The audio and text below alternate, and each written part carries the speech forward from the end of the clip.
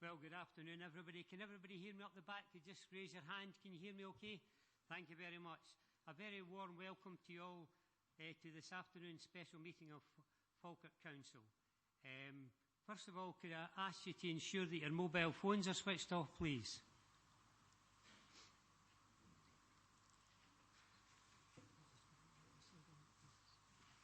Okay, thank you. We'll take the sederant now. Thank you, Mr. Moody. Thank you, Provost. Provost Buchanan. Present. Deputy Provost Ritchie. Councillor Aitchison. Councillor Alexander. Present. Councillor Balfour. Present. Councillor Binney. Present. Councillor Bissett. Present. Councillor Black. Present. Councillor Blackwood. Present. Councillor Bowes. Present. Councillor Coleman. Present. Councillor Colley. Present. Councillor Coombs.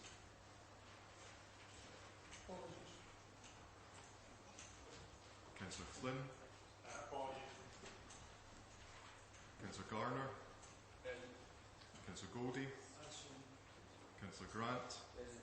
Councillor Harris. Present. Councillor Hughes. Present. Councillor Kerr. Present. Councillor McHugh. Present. Councillor McCluckie. Here. Councillor Miko John. Present. Councillor Monroe. Present. Councillor Murtagh. Present. Councillor Nichol. Present. Councillor Nimmo. Present. Councillor Patrick. Present. Councillor Reid. And Councillor Spears. That takes us now to, just for clarity, I'll read this out. Members should declare any financial and non-financial interest they have in any item of business at the meeting, identifying the relevant agenda item and the nature of the interest. Have any declaration of interest?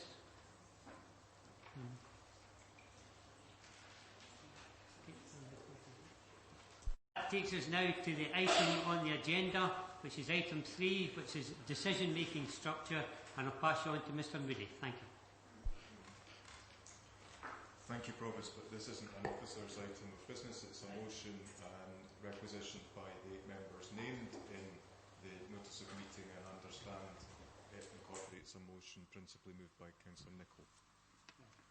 Ask Councillor Nichol to move the motion. Thank you. Thank you, Provost, and I hope my throat will bear with me today for this important special meeting, which my group have called. First of all, can I say what this motion is not about, Provost? It is not about removing anyone from power or office. It is merely for rectifying an anomaly which came about, and I suppose I was as party and as guilty as anybody else. When the executive was set up a number of years ago, it was never imagined that there would be an administration other than one that had a majority on the council. With that in mind, it was felt fair and reasonable to facilitate business that any majority administration would have a majority on the executive. It was further thought that because of the positions of portfolio holders and the number of portfolio holders at the time, that portfolio holders would be best represented, best people to be represented rather, on the executive, and hence the supermajority which any administration enjoys was voted upon. Now, what has happened since Provost is, of course, last May, and I suppose as much to my own surprise as anybody else's, we went from a two-party system, which has been here since I first came here 35 years ago, to very much a three-party system, with no one party having a majority, and the three parties being, at least in terms of votes, being quite equal in size. Thus, it was felt that later last year, it was felt that perhaps the question of looking at the makeup of the executive should be looked at. However, by that time we were in the budget-making process, and being a responsible opposition, my desire was to let the budget process go its course, rather than put any rocks in the pool at that particular time. So happily, thanks to the agreement that was reached between my own party and the SNP a few weeks ago, the budget was passed by 21 votes to 8, and I have to say that we were content and indeed happy to support the SNP in that budget. So it's certainly not about removing the SNP from office. As anybody who knows anything about politics knows, that would have been the opportunity to have done that had we been so minded. Any administration that cannot get its budget through would certainly not last. So we were happy to work with the SNP, and I have no criticism of my colleagues across here, and no criticism of Mrs. Meiklejohn. The proposals that were put forward by my group were all accepted. Now, you could say, of course, the SNP, in the position they have, didn't really have any alternative, but I would like to say and put on record it was accepted with good grace, and I have no complaints about that. But once we got through that process, the issue of the executive then reared its head again. As I alluded to earlier, last May, the political landscape on this council changed dramatically. The general election showed that there were three parties very equal in strength within the Falkirk council area. The SNP, and I don't say this to upset anybody, but their vote fell substantially, and they retained their two seats with very narrow majorities, both over the Labour Party, but with the Conservatives very close behind also. So we now have very much a three-party system in Falkirk, where the Conservative vote has grown and grown, and not taking anything away from Neil, the local by-election in Larbert and Bonnybridge showed that was continuing to happen when the SNP suffered a 1.5% swing to the Conservatives in that seat. So we represent the thousands and thousands of people who, both last May and in elections since, have come out and voted for the Scottish Conservative Party. There's no party that got a mandate at the last election. However way you do statistics, of course, my party got about 30% of the vote, the SNP got slightly more, the Labour Party got probably about the same.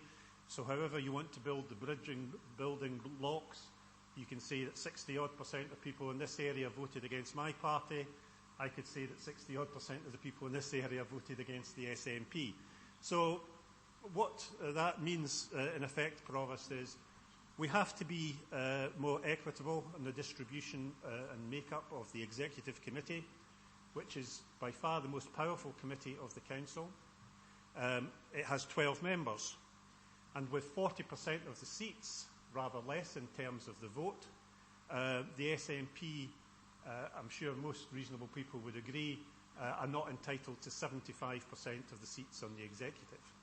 So it really is to rectify this, and I'm quite sure that all fair-minded people would want to end this affront to democracy and accept that if you get 40% of the seats in an election, which you're entitled to 40% of thereabouts seats on the Executive Committee. So the motion calls, Provost, the first part anyway, that the Council agree to change the Executive from 9 SNP to 3 others to reflect the balance of votes in Falkirk, which is 5 SNP, 4 Labour and 3 Conservative. Now, SNP speakers will no doubt allude to the fact that last May at the statutory meeting, they did recognise the position that they were in as a minority administration, to be fair. And I quote from the minute of the statutory meeting, and the SNP, forgive me, I can't remember who it was, put forward a motion reducing the Executive Committee from 12 to 10 members, with 6 coming from the administration and 4 from the opposition.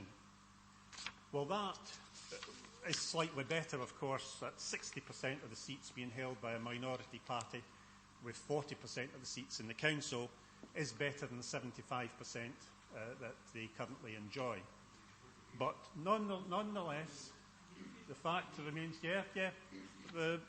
we did vote against that because it was quite clearly not sufficient. The Executive Committee should reflect the current state of the Council. and that is what this motion is about today. Point of order, So- Provost. I understand the orders for debate. There's no such thing as the Executive Committee. The Executive is a Cabinet. Councillor Nicholl actually seconded the motion to establish a Cabinet. Yeah? I think I've covered the point already. I was happy to second the motion originally for this system because I, for one, never dreamt that the Conservatives would be so strong in Falkirk as what they are now. And, well, laugh if you want, but I think moving from 2 seats to getting 7, and really, if it had been a truly proportional system, we should have had 9, it was a surprise even to myself. But however, irrespective of that, we are where we are. We have an unfair system, an unfair advantage given to one party, which by its numbers and by its votes and by its popularity in this area doesn't deserve it. So let's, well, Paul Gardner laughs, but if you get 40% of the vote, if he's going to disagree with the premise that 40% of the votes should get 40% of the seats, then he's arguing against proportional representation, which he seems to be so keen on in other areas. However, the motion, as you see before us, calls for 5 SNP, 4 Labour and 3 Conservative members to be appointed to the Executive to reflect the fact that the administration is a minority. I said at the start, this is not an attempt to unseat the administration. We would have done that long ago if that had been our wish. But the fact remains, we want fairness on the Executive, not for ourselves, but for the thousands and thousands of people who last May, last June, and 2 months ago went out and voted for our party. Now, it is undoubtedly a byproduct, and I dare say some Labour speakers will also say that they are hard done by as well. So this is all about fairness. It's not party advantage. It's not one party against another.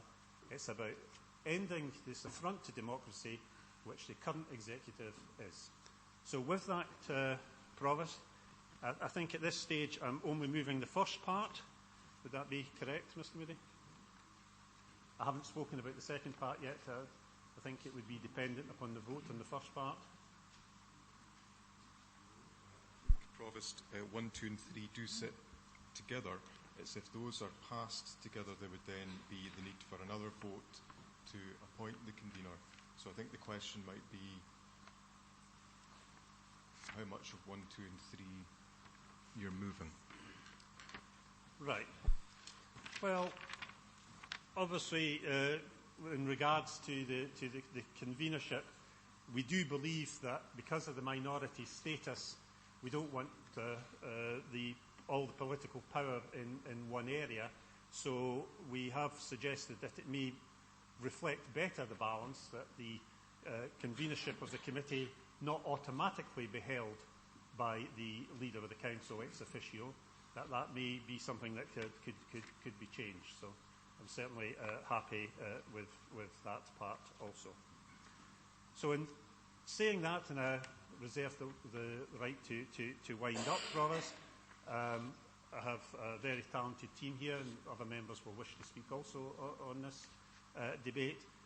But for now, I would respectfully move the motion as in 3, and urge all members of the Council who are interested in fairness across party lines to support it. Thank you, Provost. Before I ask for your seconder, could I say that this is a very emotive issue, and I would ask all members in the chamber, when somebody's speaking, to give them respect. You will all have an opportunity to say your bit, but the fact is, when anybody's standing, please give everybody the respect that's due. Life is a matter of opinion. People will have different opinions today, and quite rightly so, but the fact is that it takes away from the main issue when people are haranguing people when they're speaking. So everybody give respect to everybody else. Thank you very much. Could I have you got a seconder? Thank you. Provost Buchanan, thank you. I'm happy to second this motion. My colleague, Councillor Nimmo, has outlined the reasons for bringing forward this motion before Council. Monroe. Sorry.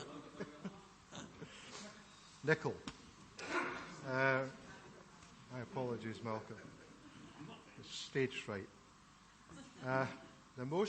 This motion has been described by some members on the benches opposite as being an affront to democracy. But nothing could be further from the truth here.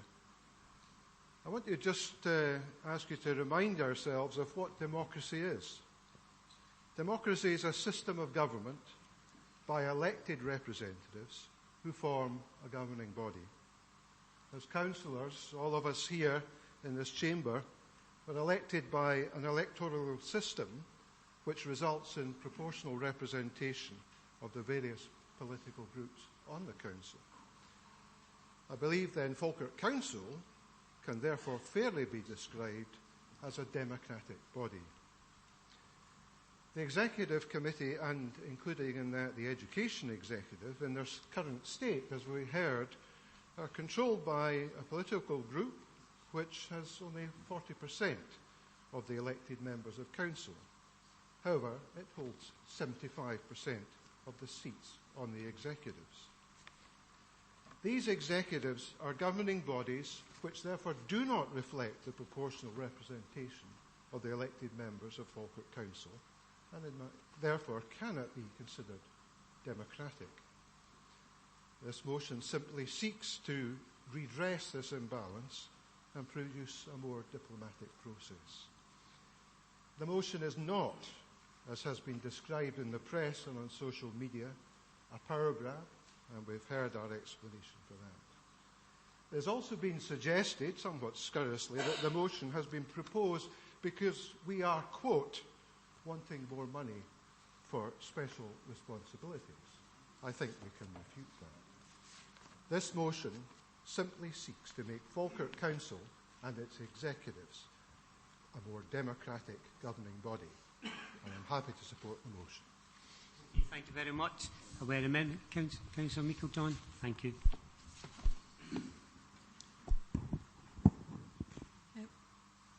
Provost, I have to say how surprised I am at yourself and having signed and supported the motion before us. Having been put in the position of Provost based on your independence, I was happy to give you the benefit of the doubt as Chairman of the Council and to maintain the integrity and position of the Chairman of the Council. However, you clearly see where your allegiances now lie, and I think it's about time that you were honest with the public and stopped hiding behind the independence label you give yourselves. And I'm sure my colleagues will make comments regarding. Sure, my colleagues will also have a comment in relation to that. What is clear is that the Tories cannot accept that they are the third party, and they are still the third party. They lost the election in May, and as a result, their motivation for this change is questionable. There appears to be clearly a complete lack of understanding of how a cabinet and executive model works. I could understand that of the new members.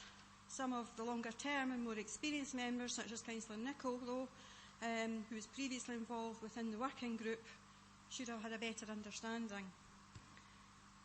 Otherwise, this motion is just an ill-thought-out attempt to undermine the SNP administration. Council agreed to look at the structures following the election in 2012. That followed a year-long process taken forward by an all-party working group, the outcome of which was put before Council for agreement and was implemented in 2013. Now, if we just go back for a second and look at the minutes of the meeting of the 13th of March, the decisions of Council, a detailed report on the Council Executive and Cabinet structure designed to meet Falkirk Council's needs and circumstances to be submitted to a special meeting of Council. An Executive Cabinet model. Common principles found to be in such models are A. The Cabinet or Executive would largely consist of members of the administration who would lead the spokespersons or portfolio holders in a particular area, and B. The power which transferred to such an executive or cabinet requires to be balanced by properly developed scrutiny mechanism. So I think that's pretty clear what a cabinet or executive model is. And if we go now to the decisions of the election at that time, and we look at who moved the motion, it was Councillor Craig Martin, and it was seconded by Councillor Nicholl.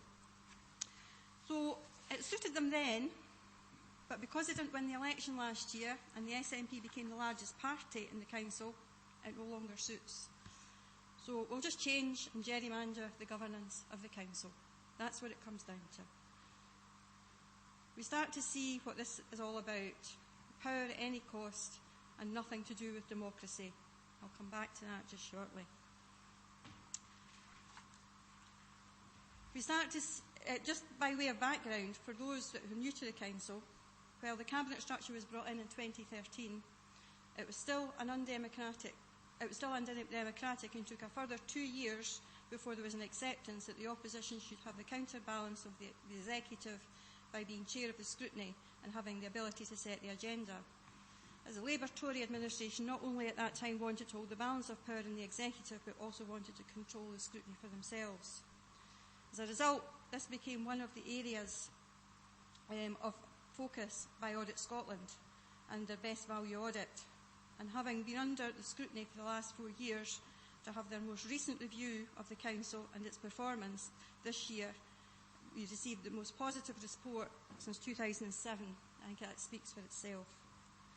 The Accounts Commission recognised the progress that's been made over the last year, and we're very clear on the Council's need to have a clear vision, strong leadership and good financial management to meet the longer-term financial challenges of the Council. We see today in the Commission's challenges and performance of local government Scotland those key messages reiterated as strongly as possible. Councillor Kerr attended that recent meeting with the Accounts Commission, spoke very positively of his experience since coming into the Council, including how it operated. It's interesting that you should now wish to put all that at risk with a structure that is clearly designed to destabilise the Council and create uncertainty. The administration has worked hard over the last year, recognising the challenges and embracing them. We have topped up the area to put Falkirk back in the map for the right reasons, rebuild relationships, foster new ones with a wide range of partners, create a positive outward-looking vision for the area and build confidence.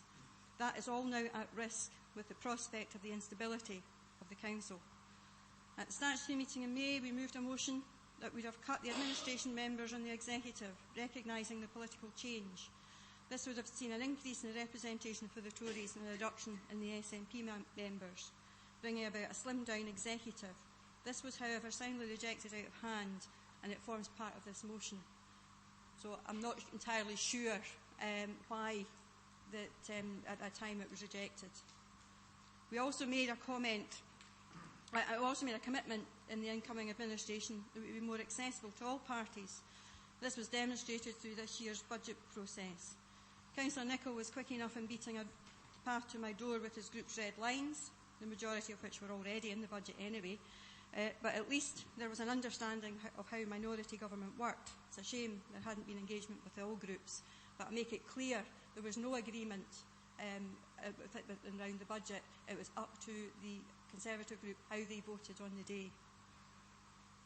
Following the outcome of last year's election, the SNP as the largest party made an approach to the Labour group based on there being significantly common areas within our manifestos, 90% of the areas in which we agreed, hoping that we could work together to deliver on those on a shared power basis. This was rejected by the Labour members. Door has always been open to further discussions, as there is more that could unite us than divide us, enabling us to deliver on those common aims for the people of Falkirk. Labour's National Executive are holding on to their no deals with the Tories, and we urge the Labour members to consider their actions today very carefully, particularly how support for this motion could be perceived by their party hierarchy and the general public. If the Labour members support this motion, they become complicit.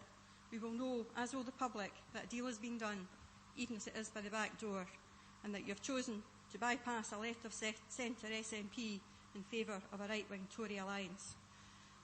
That's not been good for Falkirk in the past. It will also be interesting as to how the Labour members square that with the public, their statements about not working with parties of austerity as they go into partnership with the author. The practicalities of the motion before us make a mockery of the governance and making decisions about the education executive and executive today without having done the due diligence that looked at the implications for standing orders and scrutiny. It will then prevent any further changes that may emerge as they have a bearing on the executive. The inability to have portfolio holders as part of the executive makes a mockery of the whole thing, and this potted approach just demonstrated how desperate the Tories are for power. Having looked up at the make-up across the country, there is no cabinet that is proportional. They are all chaired by the leader of the council. Therefore, it is ludicrous to think otherwise, and I'm happy to share that information with anyone that wishes to see it. All minority administrations hold the majority within a cabinet structure.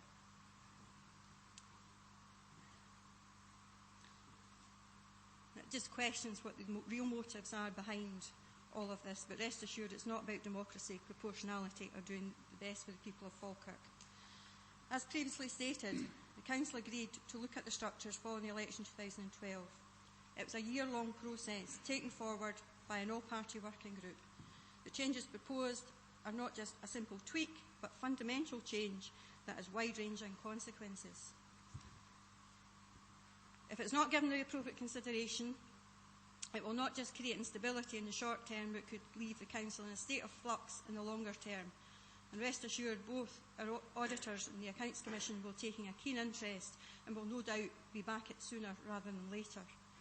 So instead of taking this cack-handed, rushed approach, which purely is to fulfil individual egos, and adopting an emotion that is unworkable, unsustainable, and just downright irresponsible, I'm hoping that common sense will prevail, particularly to members who truly believe in democracy and want to do the best for the people of Falkirk.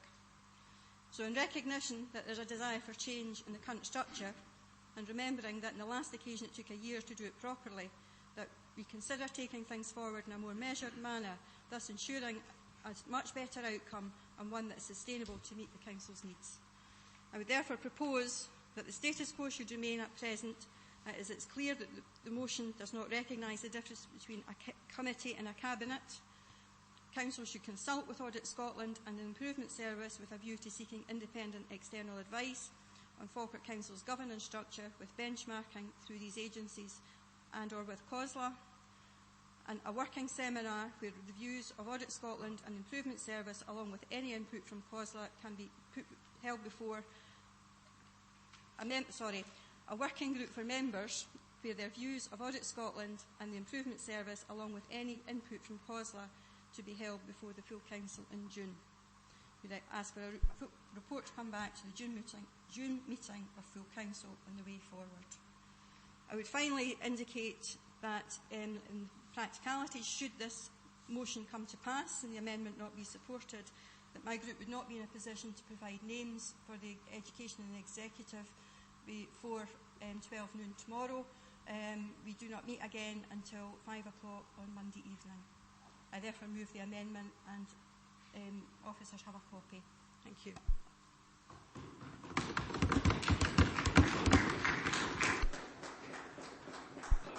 We'll get the amendment distributed. Thank you.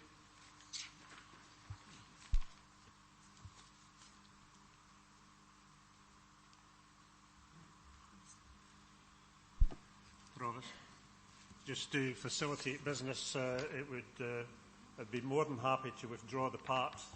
Can't just find it just now. That finding that saying that the name should be submitted by noon on the day following the meeting, if that would assist officers. The part that Cecil just referred to there. I quite understand her point. Your seconder would be happy for that as well. Yeah. To withdraw the need for them to supply names for tomorrow. Okay. Thank you.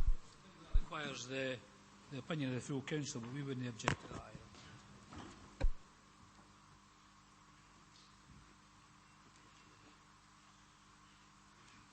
Give you a couple of minutes to look at that, and then we'll bring in Councillor Garner. Thank you.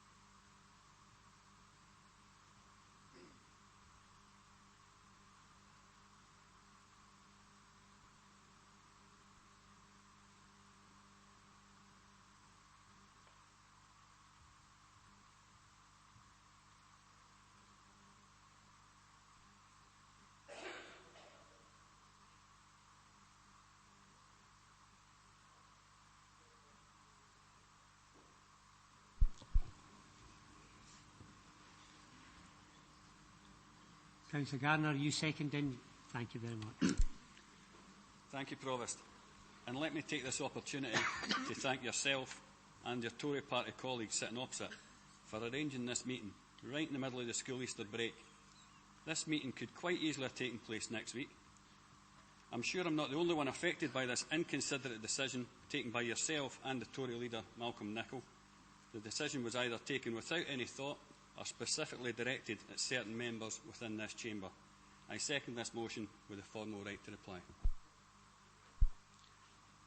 Councillor Goldie, want to come in at this point? I think they're saying timing of the motion, timing of group meetings.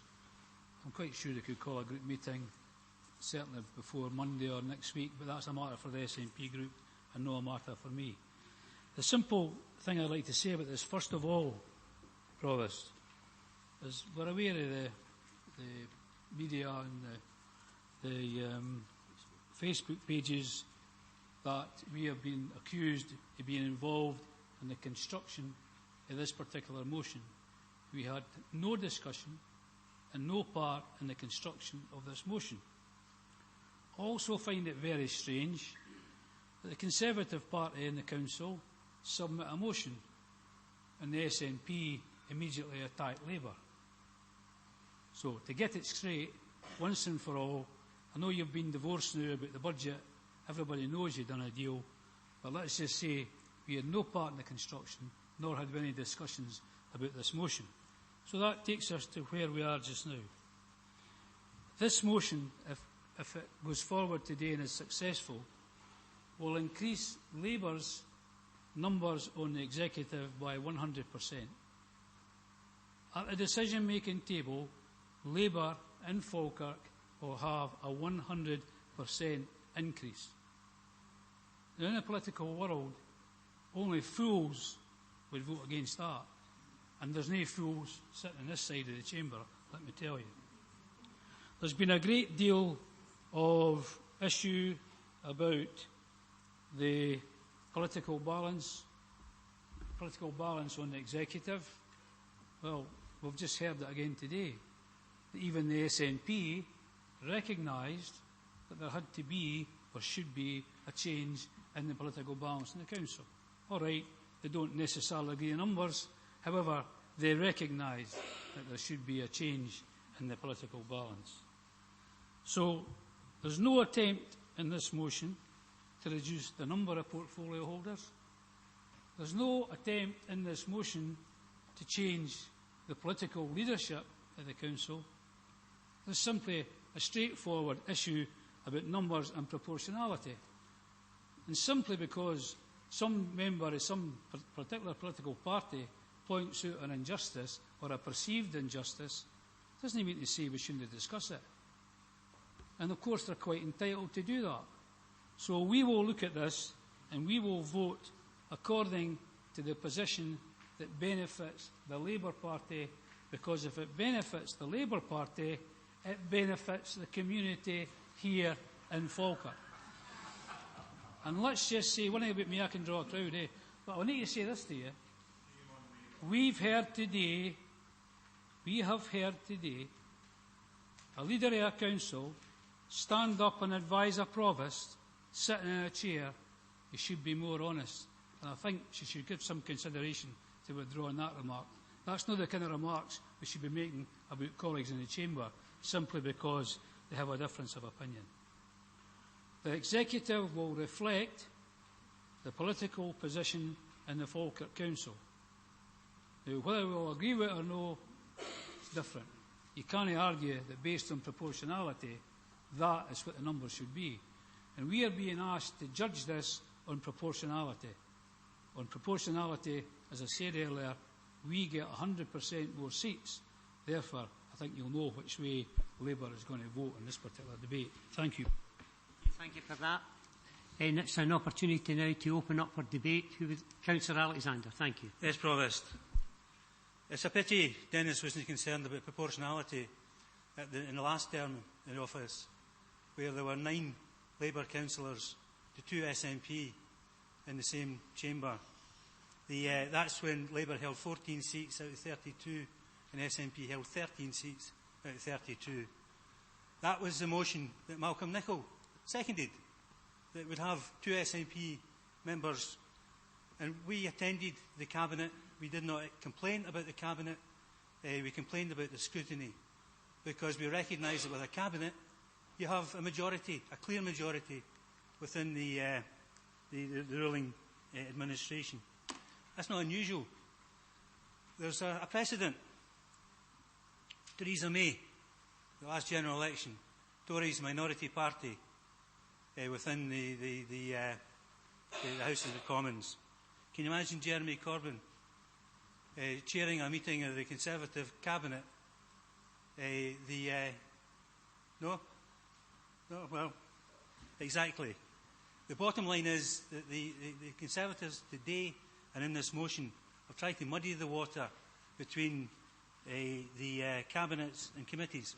If it was a committee, yes, it should be proportional. Although the Tories have consistently voted against proportionality at every level of government, from local right the way through to the UK, they've opposed proportionality.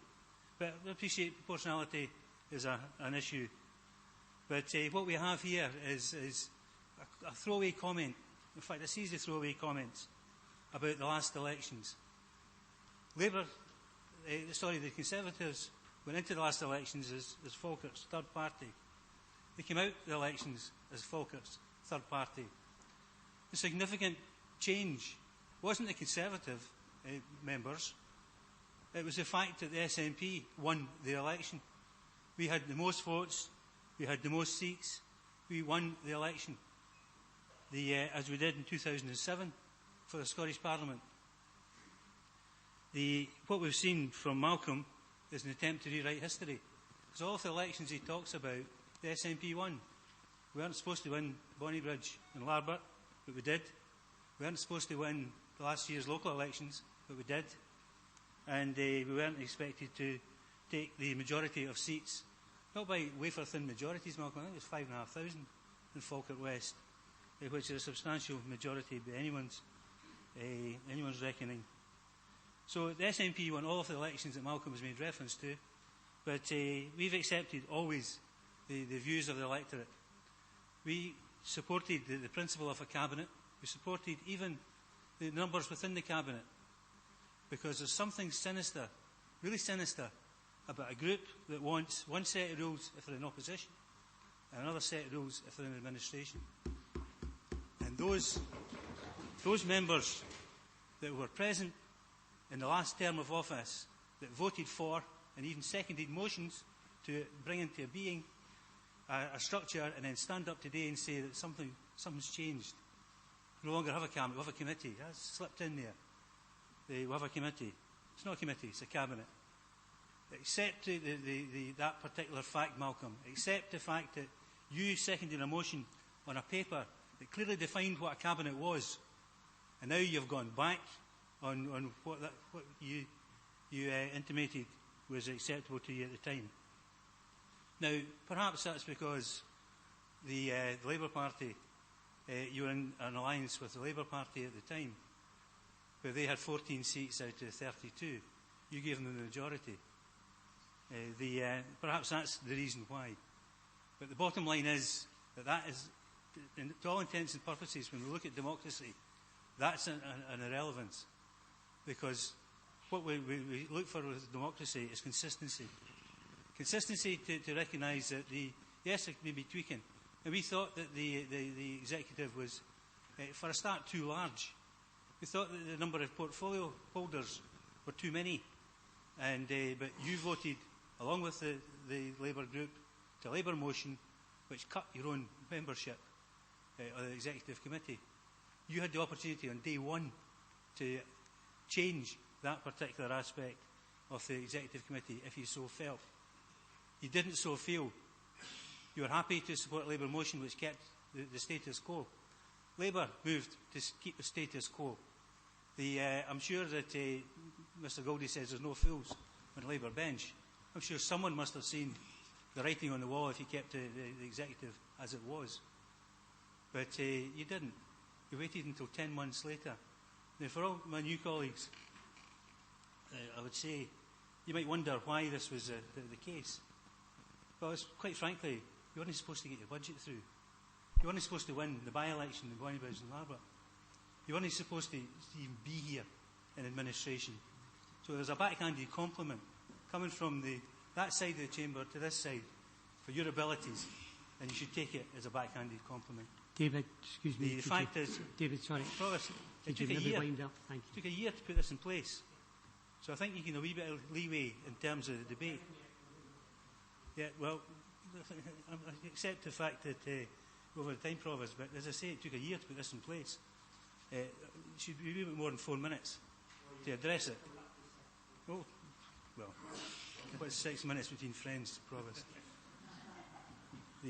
Especially non-political friends. The motion itself as well. We've heard that the leader of the council shouldn't be leader of the cabinet. Instead, we should give it to assume whoever came second or whoever came third in the election. What kind of democracy is that? We also see that the fact that you're excluded from the consideration for membership of the executive, as is Councillor Spears, who's excluded, because it says political parties, political groupings.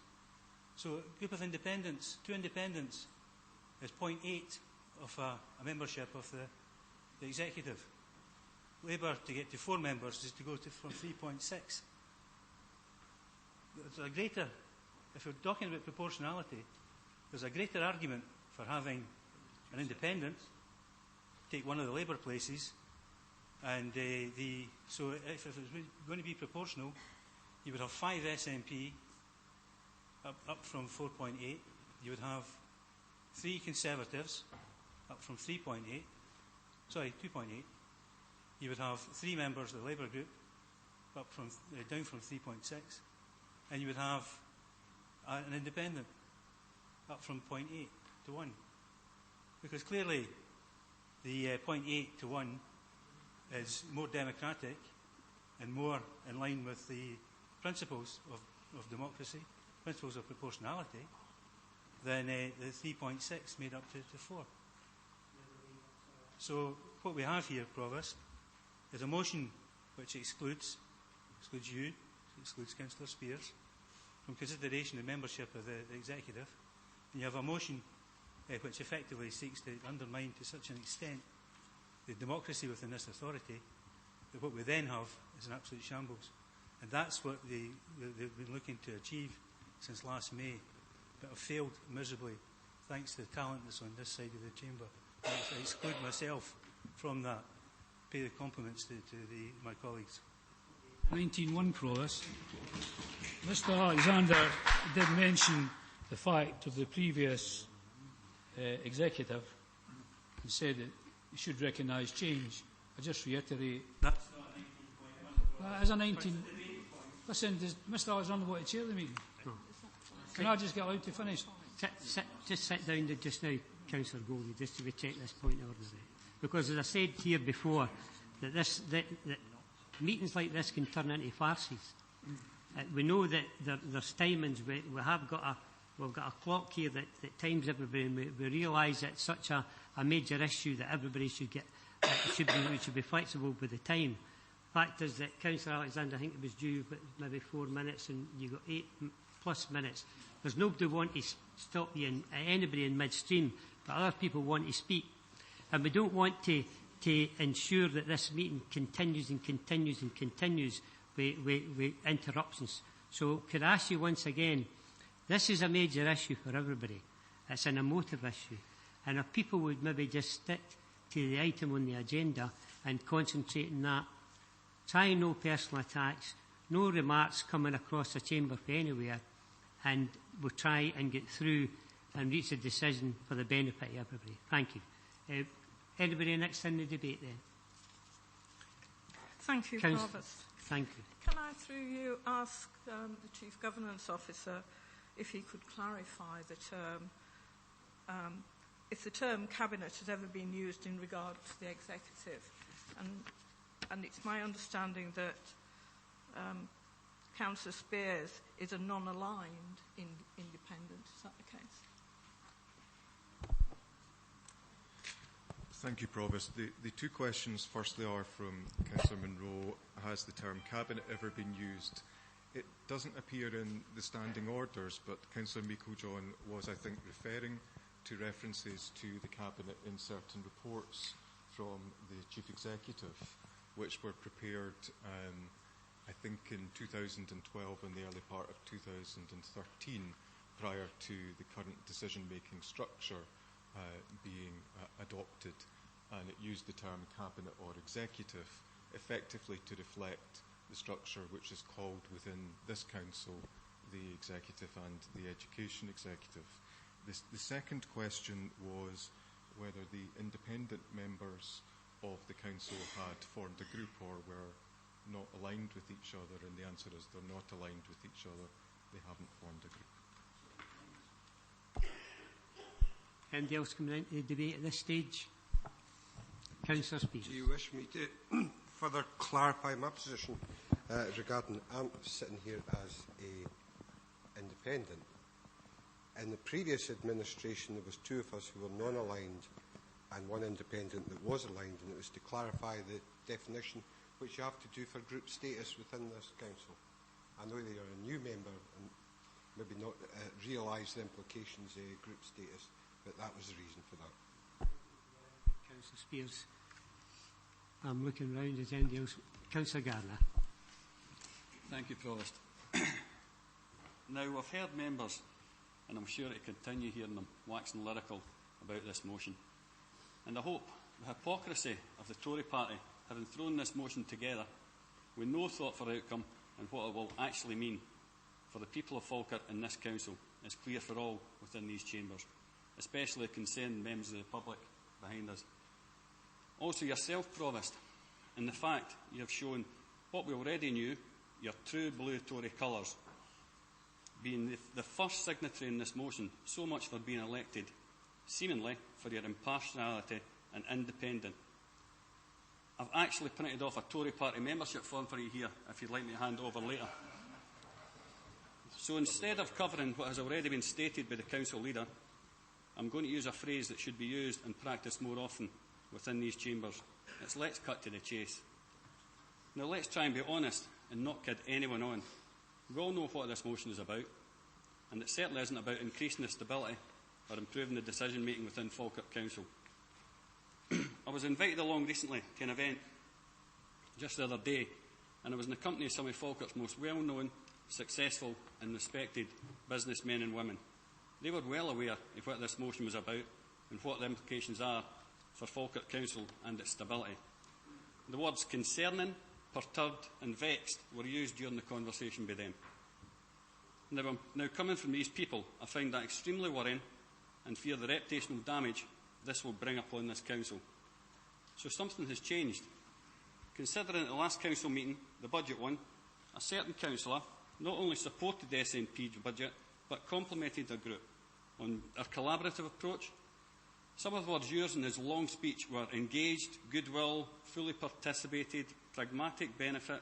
I thank the SNP members, Labour not so gracious. I give credit to colleagues across the chamber.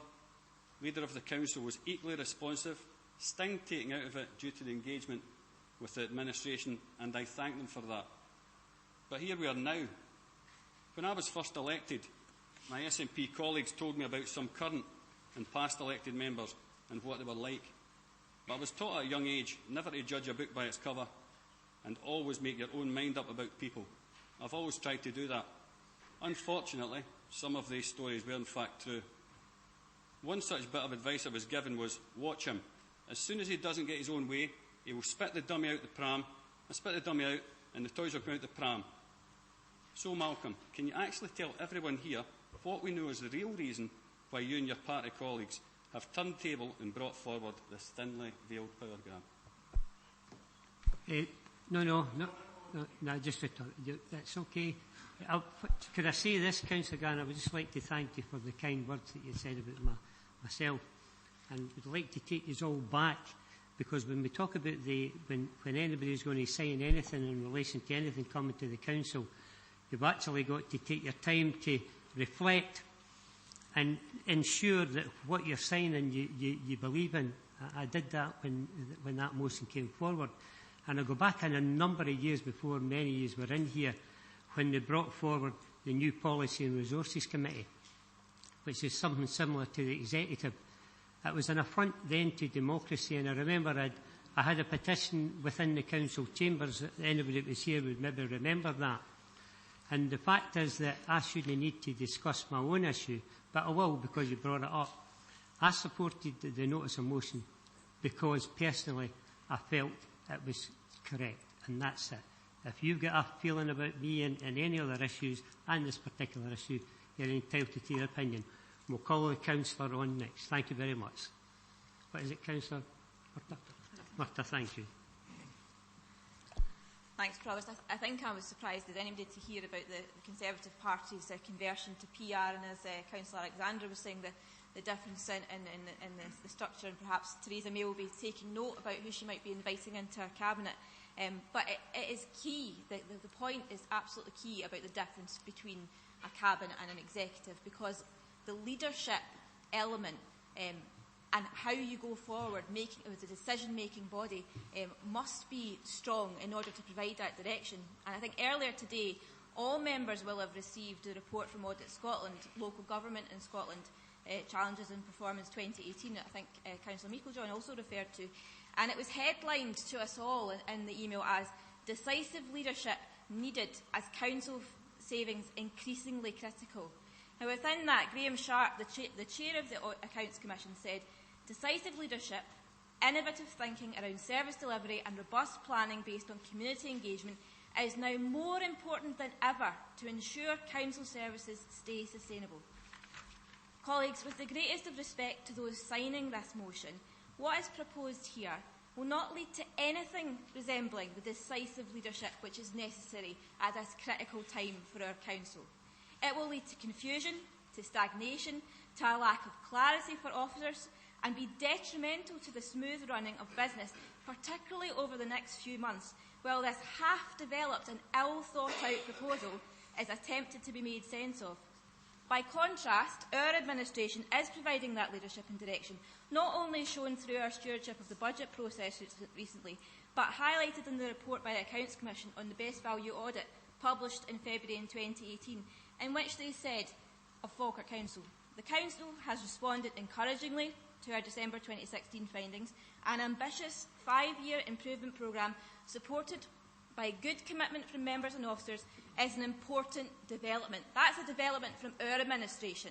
Effective leadership and implementation of this programme will, however, be crucial as it is taken forward if it is to enable the Council to do things differently. The report also summarised the scrutiny arrangements of the Council as continuing to operate effectively. How any of us are expected to make a vote is to vote for this proposal with arrangements for scrutiny of the decision-making can't even be guessed at, never mind laid out and properly evidenced, is utterly beyond comprehension. It has already been alluded to that the present arrangements which were introduced, the cabinet structure, took a cross-party effort of around over a year to agree this structure.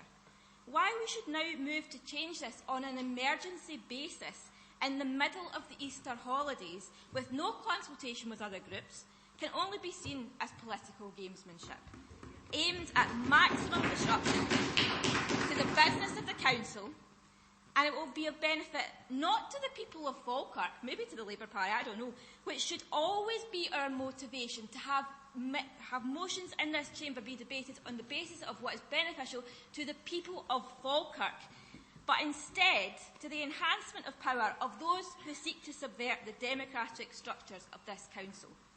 I would appeal to members of the Labour Party and the Labour group over there. I haven't said on any of, that this is clearly a motion from the Conservative Party. What we are challenging is that if it needs Labour support to go through, that's the point.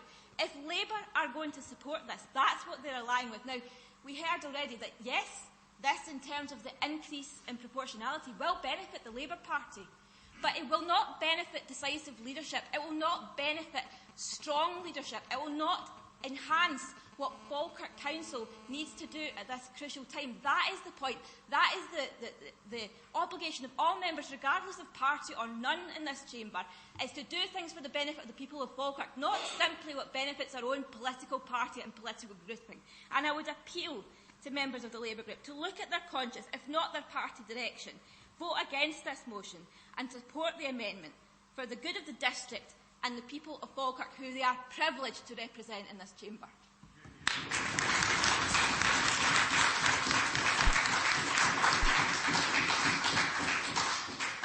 Okay, thank you for your input. Councillor Kerr. Thank you, Provost.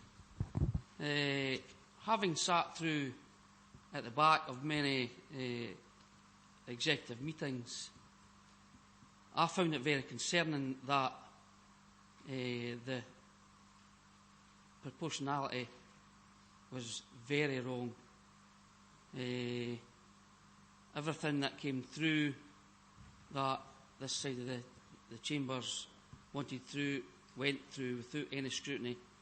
And my colleague, Councillor Murtagh, mentioned scrutiny. Abbotsford House came up within 3 weeks we had bought it. If that would have been proportionate representation, there was a bit more scrutiny regarding the buying of that property. And regarding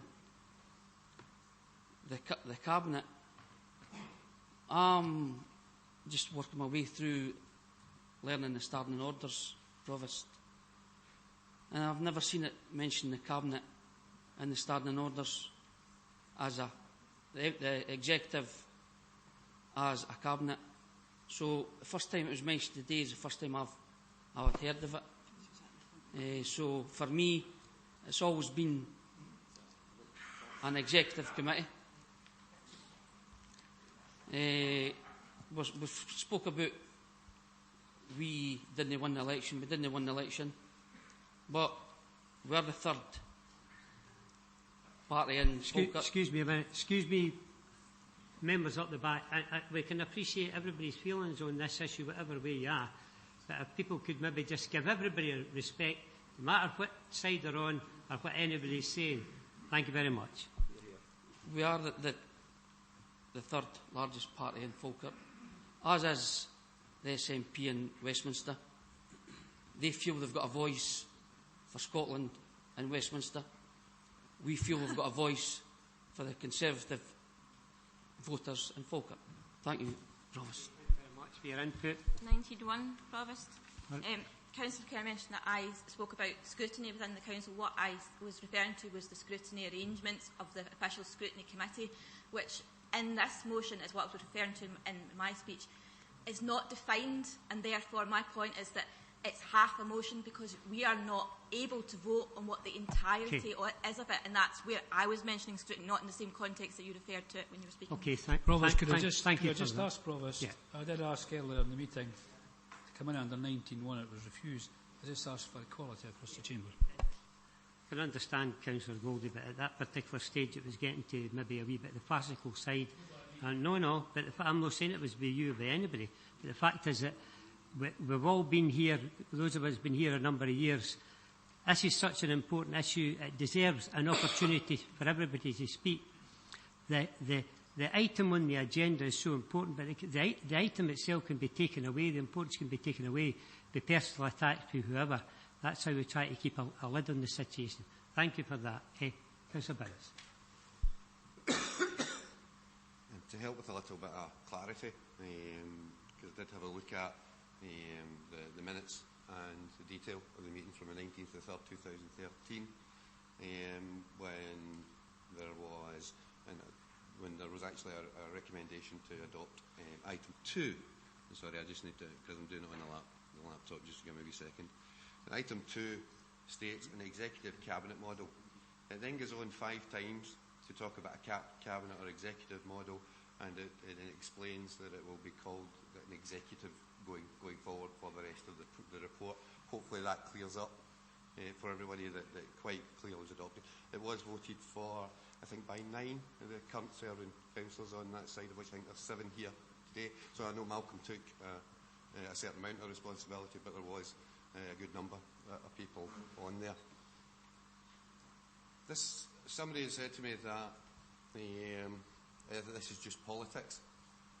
I've got to say, sitting in this room, I don't see it just as politics. I see it as a responsibility. I think I've told a few people a story. I've seen a couple of people walking along the road, and I felt it was my responsibility when I've taken over this role to try and make their lives the best that it possibly can be.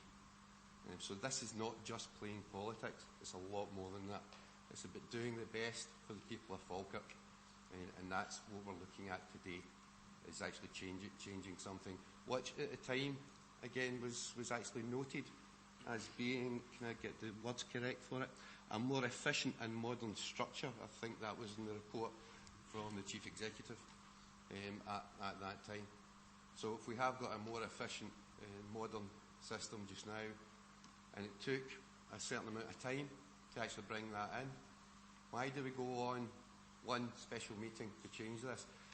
The Leader of the Council has offered to actually do some work to actually look at how the actual Council should go forward, and that may benefit the Labour Party. They may get their 4 seats through that.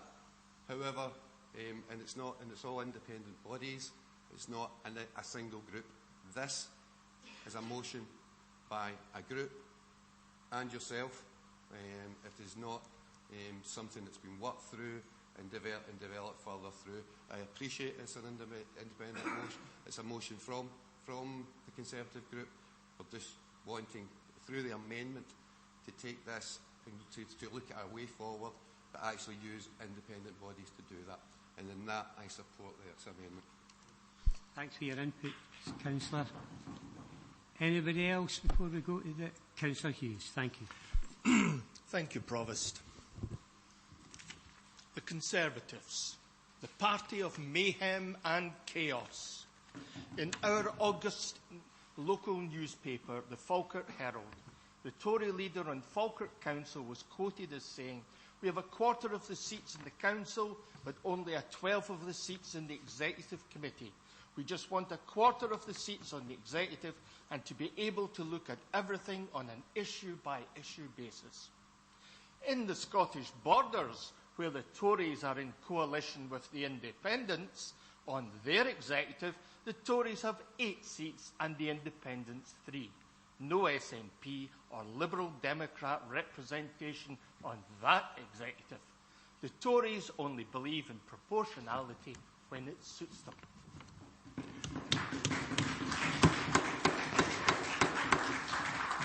Looking at this motion, the Tories are promoting discrimination, a 2-tier hierarchical approach for portfolio holders on the Executive and off the Executive, different rights of approach for portfolio holders in their dealings with the Executive.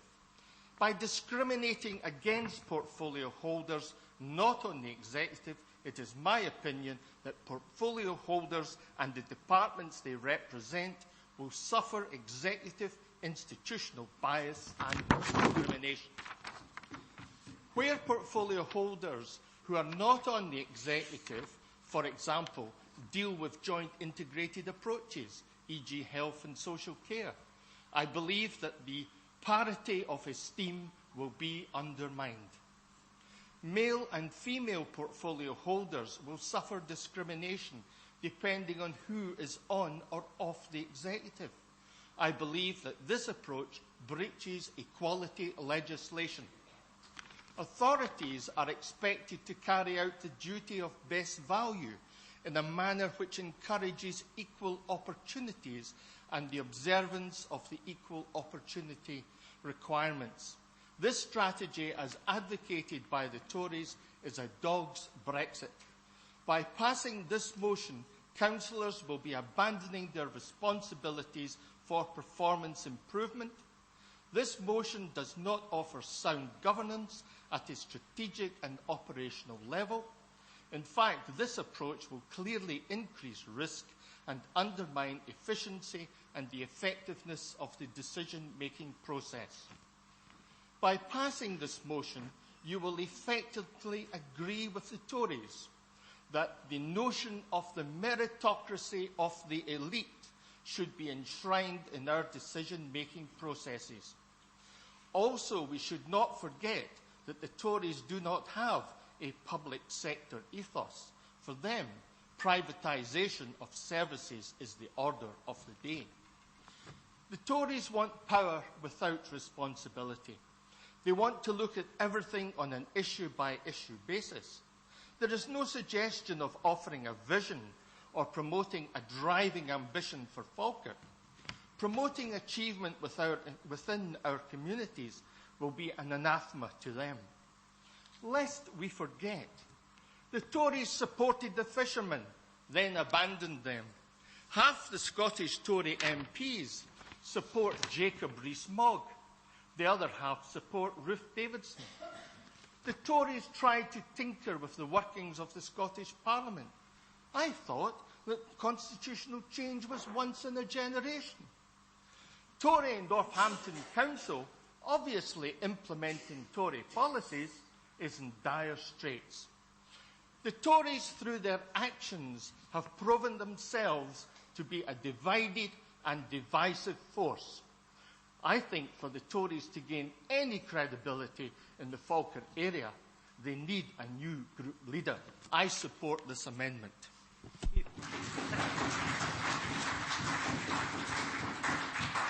Thank you very much, Councillor Hughes, for your input. Any other member before we go to the vote? Are you going to wind up? But we're going to clarify, first of all, for Mr Moody, exactly what the vote would be before you wind up. And Mr Moody, we'd just like to clarify exactly what we'll be voting on. Yes. Thank you, Provost. The vote consists of the motion set out in the notice of motion. The only complexity in the matter is that if the motion is carried, the motion itself contains with it a requirement that the Council then appoints the convener of the Executive and the Education Executive at this meeting. So if the motion is carried, there would then be a call from yourself for nominations for that position.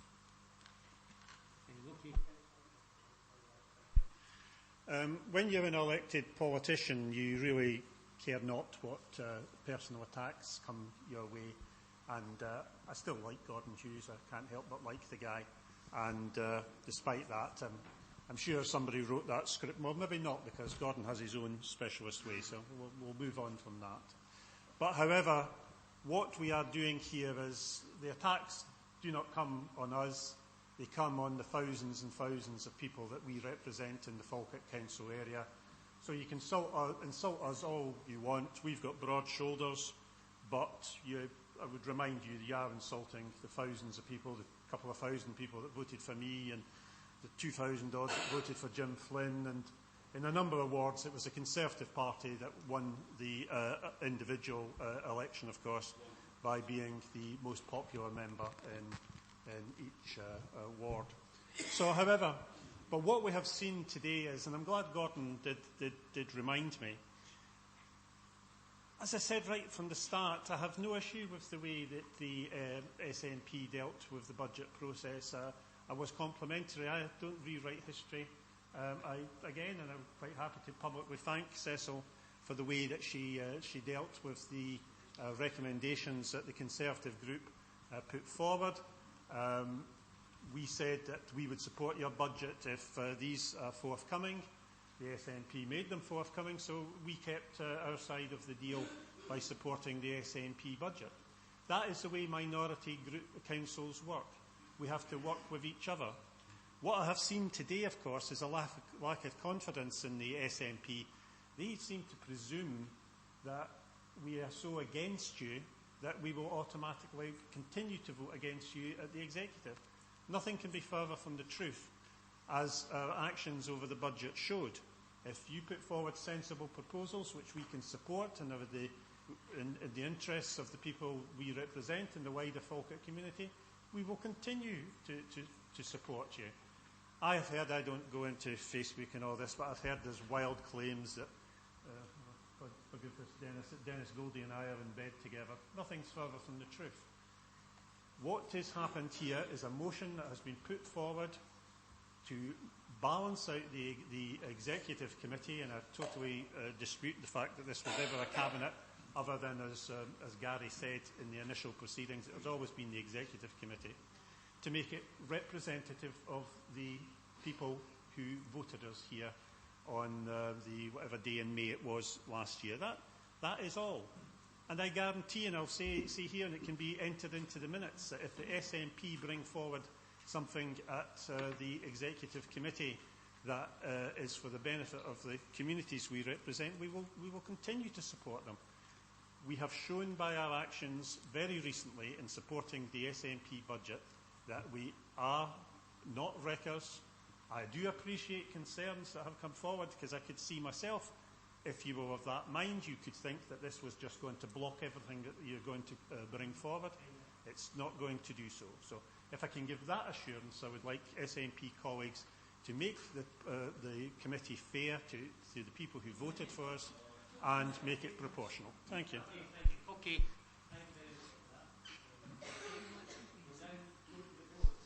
Does everybody know before we go to the vote exactly what this vote's about? Is anybody want the amendment read out, or the motion read out again? Oh, sorry. Thank you, Provost. The motion is moved by Councillor Nicholl and seconded by Councillor Harris, against which there is an amendment from Councillor Meiklejohn, seconded by Councillor Garner. Provost Buchanan. Motion. Deputy Provost Ritchie. Amendment.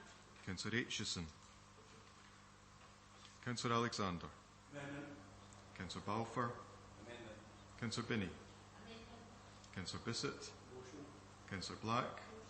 Councillor Blackwood. Councillor Bowes. Amendment. Councillor Coleman. Amendment. Councillor Colley. Councillor Garner. Amendment. Councillor Goldie. Motion.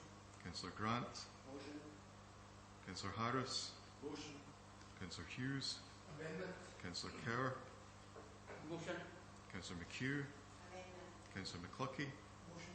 Councillor Meiklejohn. Amendment. Councillor Monroe. Motion. Councillor Murtagh. Amendment. Councillor Nicholl. Motion. Councillor Nimmo. Motion. Councillor Patrick. Motion. And Councillor Spears.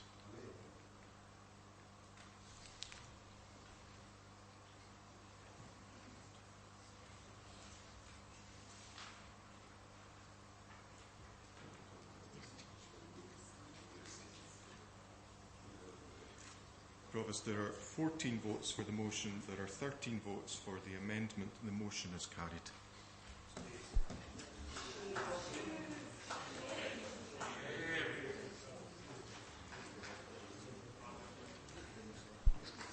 The second part of this is now called for nominations for the convener of the Executive, the Education Executive.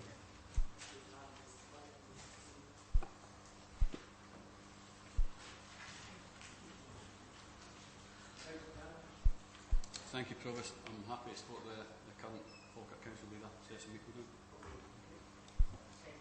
I'll second that.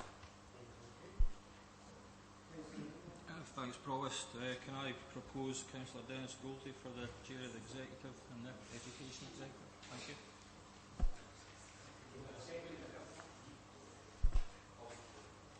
I'll second that, Provost. Any other nominations then? Provost, before the vote, or indeed if there's any debate, could perhaps be a recess. 10 minutes? Is that okay? Right, that? Okay, thank you. 10 minutes recess. Thank you very much. Give the opportunity for the public as well. You want to use the toilets, facilities. Thank you.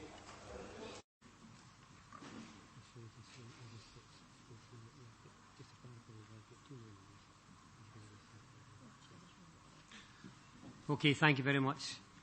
We have two nominations for the post of Convener of Executive and Convener Executive Education. Do we just want to go straight to the vote, Mr. Moody? Thank you. Just clarify the two nominees. No further nominations, Provost? Is there any further nominations? Sorry. Apologies for that. Any further nominations? I suppose it shows the truth that the Tories are not interested. Well, that's in okay. It's just a question, aye or no. Thank you.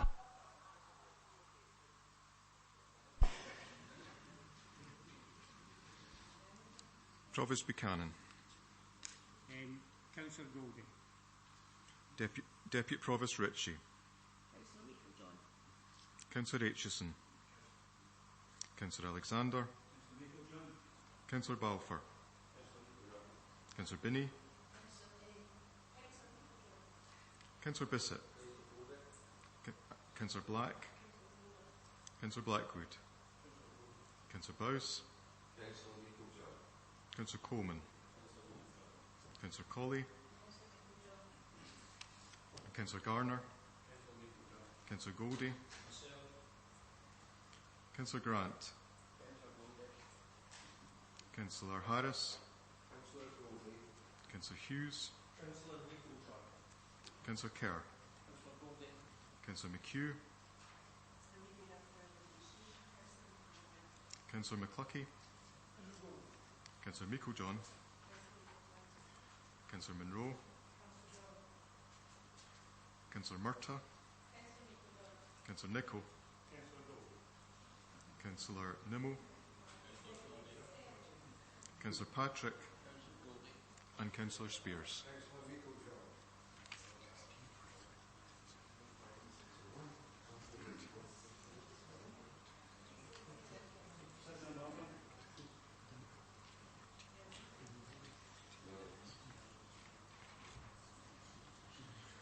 Provost, there are 13 votes for Councillor Meiklejohn. There are 14 votes for Councillor Goldie, and Councillor Goldie is duly appointed. Okay, thank you very much. That brings us to the close of today's meeting. Just like to thank all members, elected members and members of the public for your respect that was shown during this meeting. Thank you very much. You're free to go because I'm...